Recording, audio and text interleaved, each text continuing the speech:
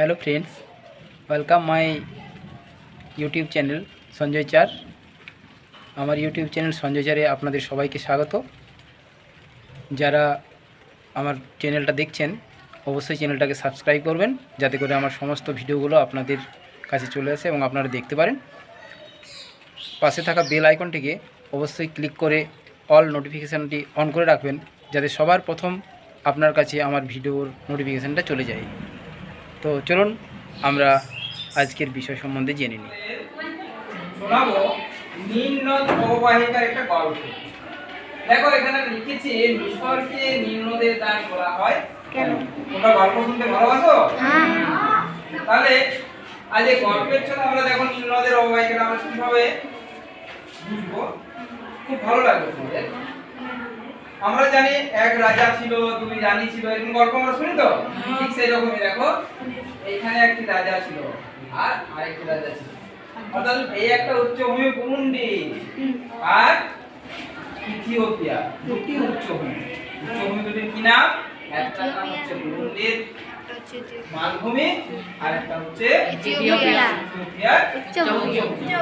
এই দুটো উচ্চভূমির পাশেই রয়েছে দুটো হ্রদ।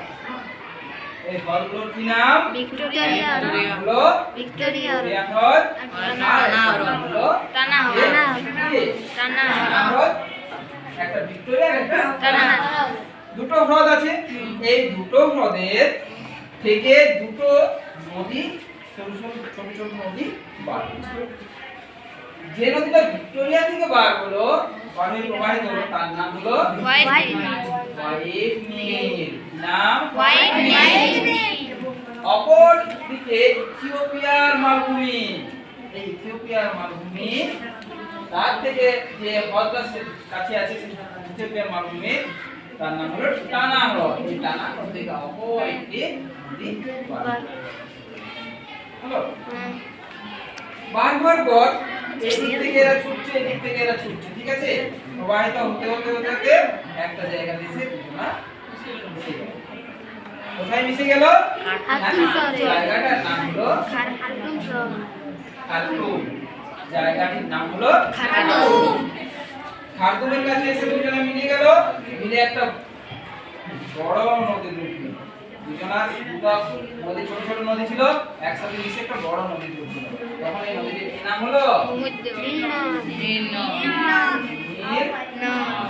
তখন নদীটির নাম হলো নীল নদ। এই নীল নদ আরো অনেক দূর প্রবাহিত হওয়ার পর কার উপর কি প্রবাহিত হয়েছে? মিশরের যে সাহারা মরুভূমি আছে তার উপর যে প্রবাহিত হয়েছে। মিশর মরুভূমি থাকার জন্য সেখানে কোনো ছিল না, চাষবাস হতো না, কিন্তু তার উপর দিয়ে যেহেতু কি প্রবাহিত হয়েছে? নীল নদ প্রবাহিত হয়েছে। নীল নদের জল এবং পলি ওই অঞ্চলটাকে একেবারে শস্য শ্যামল এবং সবুজ করে তুলেছে। তার জন্য মিশরকে কি বলা হয়? নীল নদের দান। দেখো ওখানে লেখা আছে মিশরকে নীল নদের দান বলা হয়।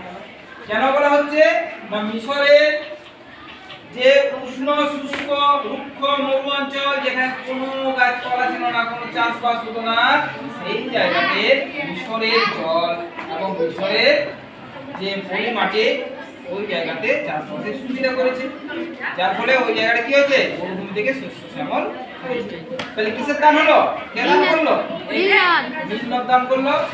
নীল নদ আরো প্রবাহিত হওয়ার পরে এখানে একটা বাঁধ দেওয়া আছে, সবচেয়ে বড় বাঁধ, যেটার নাম হলো আসওয়ান বাঁধ। আসওয়ান বাঁধ এখানে প্রচুর জল থাকে, যে জলটা চাষবাসের কাজে লাগে, সঙ্গে পানীয় জল হিসেবেও কাজে লাগে। এরপরে এটি ভূমধ্য সাগরের দিকে প্রবাহিত হয়েছে, ভূমধ্য সাগরে গিয়ে আরো উত্তর দিকে প্রবাহিত হয়েছে এবং দক্ষিণ দিকে হয়েছে। এসার পরে কি হলো? হ্যাঁ, এখানে একটা নদীর সৃষ্টি হলো, যেটা বলা হয় নীল নদের দান। কোথায়? এখানে একটা আছে কায়রো বলে শহর, যেটা ইজিপ্ট। ঠিক, একটা বড় শহর। তাহলে যে গল্পটা তোমাদের বলছিলাম না, একটা রাজা ছিল, তার দুটো রানী ছিল। একটি রাজা, তাই না? নীল নদ, তার দুটো রানী ছিল। একটা হলো তারা কি বললো না এটা হচ্ছে রাজার রাজধানী রাজধানী এখানে এসে দুটো রানী মিলেছে কি একটা হলো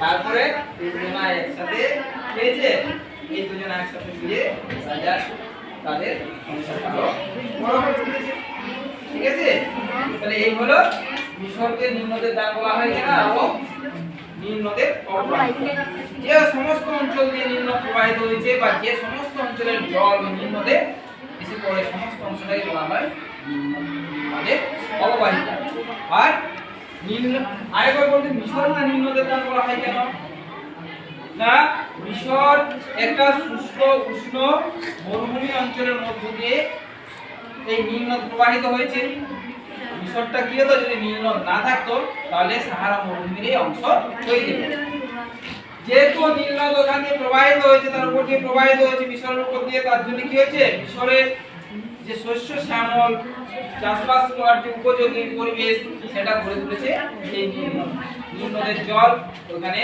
চাষবাস করতে সহযোগিতা করে এখানে যে পলি মাটি সেটা এখানে চাষবাস করতে সহযোগিতা করে এবং কি হয়েছে না সমস্ত অংশটাকে শস্য শ্যামল সবুজে ভরিয়ে তুলেছে তাই মিশরকে কি বলা হয়